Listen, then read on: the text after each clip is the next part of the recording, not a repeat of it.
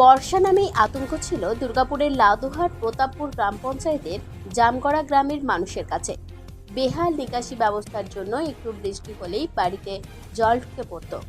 এবার সেই জল যন্ত্রণা থেকে মুক্তি পেল জামগড়া গ্রামের মানুষজন। প্রতিশ্রুতি ছিল সুষ্ঠু নিকাশি ব্যবস্থা করে দেওয়া হবে, আর সেই কথাই রাখলেন পাণ্ডবেশ্বরের বিধায়ক নরেন্দ্রনাথ চক্রবর্তী। আসানসোল দুর্গাপুর উন্নয়ন পর্ষদের আর্থিক সহায়তায় প্রায় 2 কিলোমিটার নিকাশি নালার কাজের সূচনা হলো রবিবার।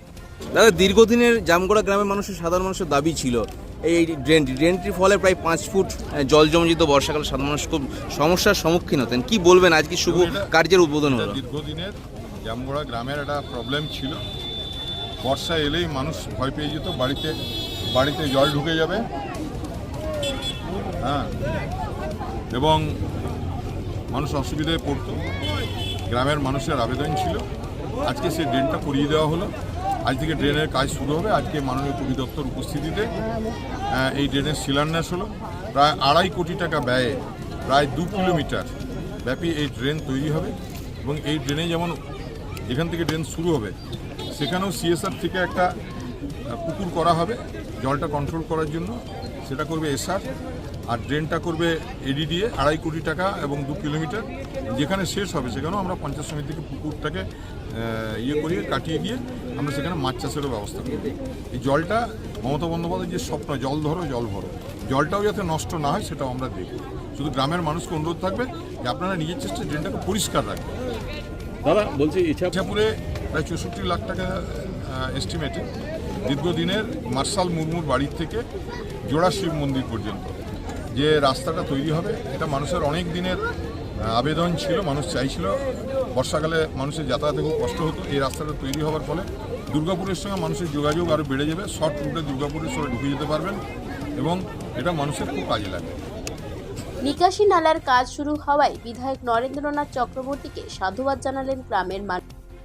আপনাদের গ্রামে আজকে যে হাই ড্রেনের শুভ উদ্বোধন হচ্ছে, কার্যের শুভ উদ্বোধন, এটা আগে গ্রামে খুব সমস্যা ছিল, বর্ষাকালে সব ডুবে যেত। কি বলবেন আপনি? আমরা এই বর্ষার সময় প্রচণ্ডভাবে কষ্ট পেতাম।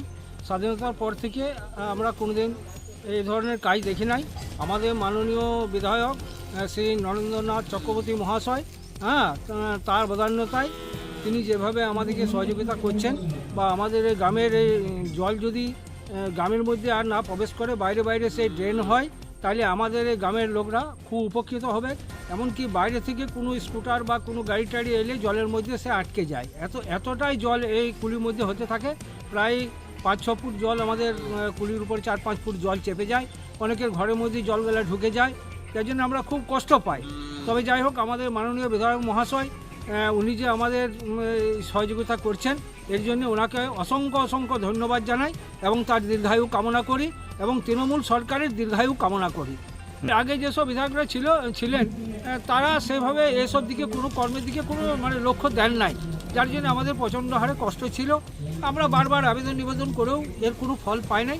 তবে যাই হোক, আমাদের ডাকে যে বিধায়ক নরেন্দ্রনাথ চক্রবর্তী মহাশয় যে সাড়া দিয়েছেন, এই জন্য তাকে অত্যন্ত গ্রামবাসীর তরফ থেকে আমি তাকে আশীর্বাদ জানাই। আসানসোল দুর্গাপুর উন্নয়ন পর্ষদ চেয়ারম্যান কবি দত্ত, পশ্চিম বর্ধমান জেলা পরিষদের বিদ্যুৎ কর্মাধ্যক্ষ সুজিত মুখোপাধ্যায় সহ অন্যান্য বিশিষ্ট ব্যক্তিবৃন্দ রবিবারের এই অনুষ্ঠানে উপস্থিত ছিলেন। দুর্গাপুর থেকে অনুরাধা সেনগুপ্তের রিপোর্ট, খাঁটি খবর।